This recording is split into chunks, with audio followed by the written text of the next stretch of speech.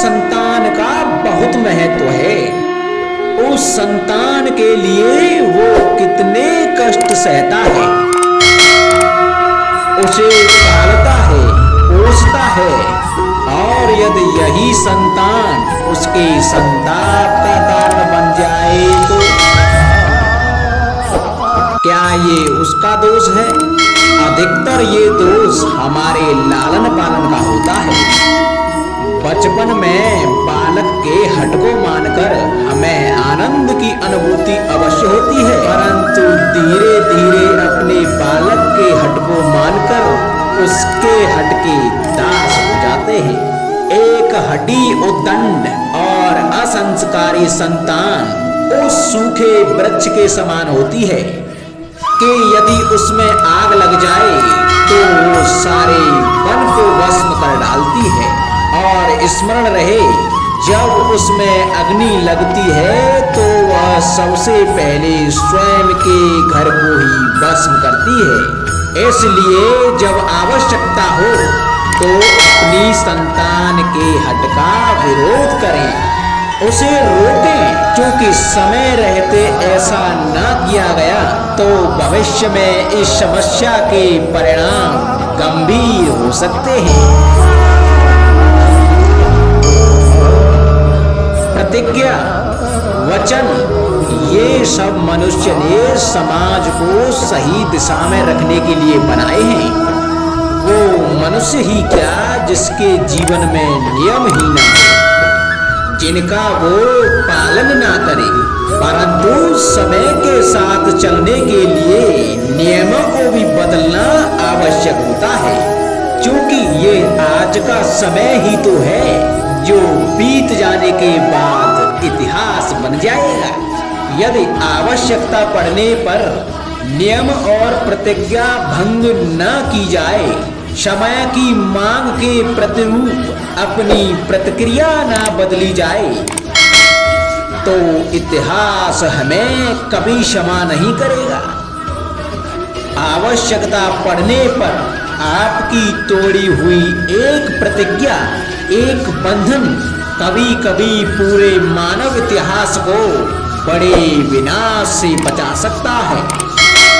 इसलिए नियम, प्रतिज्ञा, वचन कुछ नहीं, कुछ है तो केवल समय, अर्थात जिसके अनुरूप चलने वाला ही सफल हो सकता है। कभी किसी पंछी को घोंसले की नींव बनाते देखा है? अथक परिश्रम करके तिनका तिनका बिटोर के वो पंछी अपना घर बनाता है, अपनी संतान के लिए एक सुरक्षित घर बनाता है। और कहीं से तीव्र आंधी आती है, बारिश आती है और उसका घर तिनका तिनका करके बिखर जाता है। फिर वो पंछी रोता नहीं, ना ही विलाप करता है, वो बिना विलंब करे फिर से अपना घोंसला बनाना प्रारंभ कर देता है और सफलता पाता है। फिर हम क्यों छोटी छोटी असफलता से भयभीत होकर परिश्रम करना छोड़ देते हैं? एक बात सदा स्मरण रखना, हर वृक्ष कुल्हाड़ी की एक मार से नीचे नहीं गिरता, हर चट्टान घर के एक प्रहार से नहीं टूटती। सफलता पाने के लिए अनावृत परिश्रम करना मात्र एक मार्ग है। स्वीकरण, सत्य का स्वीकरण मनुष्य के लिए बहुत ही महत्वपूर्ण है। जब तक मनुष्य सत्य को स्वीकार नहीं करता, तब तक उसे असत्य से लड़ने की शक्ति प्राप्त नहीं होती। जब आप भोजन करते हैं तो क्या होता है? आपका पेट स्वीकारता है कि वो भर चुका है और आप भोजन करना बंद कर देते हैं। जब आपको निद्रा आती है तो क्या होता है? आपका मन स्वीकारता है कि आपका शरीर थक चुका है और उसे विश्राम की आवश्यकता है। उसी प्रकार जब आपको किसी व्यसंग को रोकना हो तो आपको स्वीकारना होता है कि बहुत हो चुका, चाहे वो लालच हो या मदिरा पान, उस व्यसंग का त्यागना तभी प्रारंभ होता है जब आप यह स्वीकार कर लेते हैं कि आप उस व्यसंग के बंधन हैं।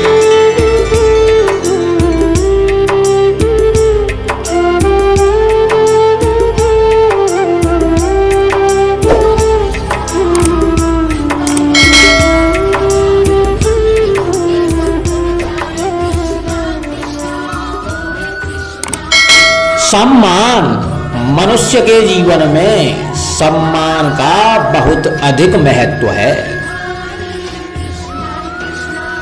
वो उसे अपने हृदय अपने मन से जोड़ कर रखता है। कदाचित हम इसीलिए शत्रु के सम्मान पर चोट पहुंचाते हैं ताकि उसे पीड़ा पहुंचाई जा सके, परंतु ऐसा करने से सावधान रहें मित्रों। शरीर पर लगी चोट मनुष्य भुला सकता है, परंतु उसके सम्मान पर लगी चोट उसे जीवन भर पीड़ा देती है।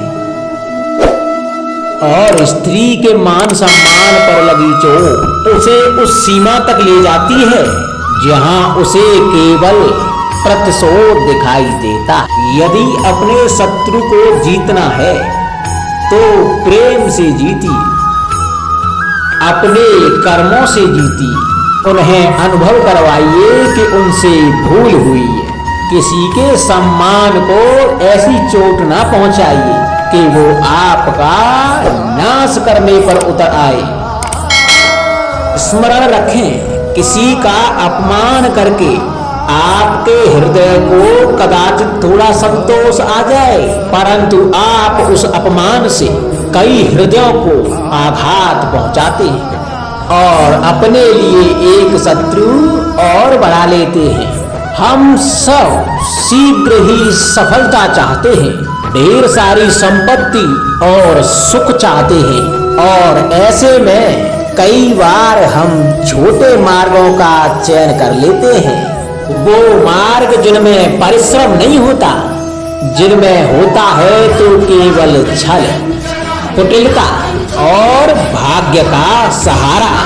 जैसे कि जुआ, कोई जुए के खेल में धन लगाता है तो कोई दांव लगाता है और ये भूल जाता है कि जुआ एक ऐसा दलदल है कि जिसमें एक बार गिरे तो सर्वनाश से पहले निकलना असंभव है। यदि आप जीते तो और जीतने की भूख बढ़ जाएगी, और यदि आप कुछ हार बैठे तो उसे पुनः पाने के लिए आप फिर से खेलेंगे। मनुष्य को यह आभास ही नहीं होता कि अपनी संपत्ति के साथ साथ वो अपनी मानवता, अपने संस्कार, अपना धर्म और अपना उत्तरदायित्व तक सभी जुए की भेंट चढ़ा देता है। इसलिए कुछ पाना है तो परिश्रम से पाओ। यदि कुछ जुए में जीता तो उसे शीघ्र ही खो दोगे, क्योंकि उसे परिश्रम से पाया नहीं गया है, और उसकी रक्षा करने के लिए आपके मन में स्वाभाविक प्रयास भी नहीं होंगे। क्षमा बढ़न को चाहिए, छुट्टन को उत्पात। क्षमा इस संसार में शांति का, सुख का मूल आधार है। क्षमा आपके मन से प्रतिशोध और शत्रुता जैसे भाव को समाप्त करती है। परंतु क्या हर स्थान पर क्षमा आवश्यक है? क्या प्रत्येक का अपराध क्षमा करने के योग्य होता है? नहीं, कभी कभी क्षमा करके हम उस व्यक्ति को और बड़ा अपराध करने की प्रेरणा देते हैं, और ऐसा ही अपराध है स्त्री का मान भंग करना, जिसमें क्षमा की कोई अवस्था नहीं है। यदि कहीं भूल से गाय के बछड़े का अघेट कर ले तो उसे क्षमा किया जा सकता है, परंतु वो नरभक्षी हो जाए तो उसके दो स्थल होते हैं, या तो पिंजड़ा या मृत्यु की गोद। कुछ परिस्थितियों में क्षमा के स्थान पर दंड देना आवश्यक होता है, क्योंकि यह दंड का भय ही है जो लोगों को वो अपराध करने से रोकता है। संसार में सबसे बड़ा क्या है, अभिमान या बाहुबल या विश्वास और आस्था? निश्चित रूप से बाहुबल के महत्व को नकारा नहीं जा सकता। मनुष्य अपने बाहुबल से पर्वत को मैदान बना सकता है, सागर सुखा सकता है, मरुस्थल में नदियां बहा सकता है, परंतु बाहुबल को सहारा होता है विश्वास का। यदि मन में विश्वास ना हो तो बाहुबल किसी काम का नहीं। अर्थात वो कौन सा बल है कि मोर आकाश की ओर ताकते हैं? हाँ, वो विश्वास ही तो है जिसके कारण वर्षा होती है और मोरों की प्यास बुझती है। परंतु जब पाप के बाहुबल का सामना धर्म के विश्वास से होता है तो बाहुबल हार जाता है और जीतता है तो विश्वास। विजय होती है आस्था की। यदि आप सत्य के मार्ग पर चल रहे हैं और अपने इष्ट में आस्था रखते हैं तो किसी भी पापी का बल आपका कुछ नहीं बिगाड़ सकता। कभी सोचा है हमारा जीवन भी उस रेत की घड़ी की भांति है। जो रेत नीचे गिर चुकी है वो हमारा अतीत है, जो अभी ऊपर है वो हमारा आने वाला भविष्य है, और वर्तमान मध्य स्थल है जहाँ से धीरे धीरे करके रेत गिर रही है। अर्थात हमारे पास जीने के लिए यही एक क्षण है। उसका उपयोग कैसे करना है ये केवल आपके हाथ में है। जो बीत गया उसका दुख मनाना है, या जो भविष्य में होने वाला है उसकी प्रतीक्षा में क्रोध करना है। सब कुछ करने के लिए यही एक क्षण है। प्रसन्न रहना है तो उसके लिए भी यही एक पल है। प्रतीक्षा करते रहोगे तो यह पल भी भूतकाल में बदल जाएगा। इसलिए आनंद के लिए, परोपकार के लिए प्रतीक्षा ना करिए। अर्थात आपके पास जो पल है उसका भरपूर सदुपयोग कीजिए। राधे श्याम।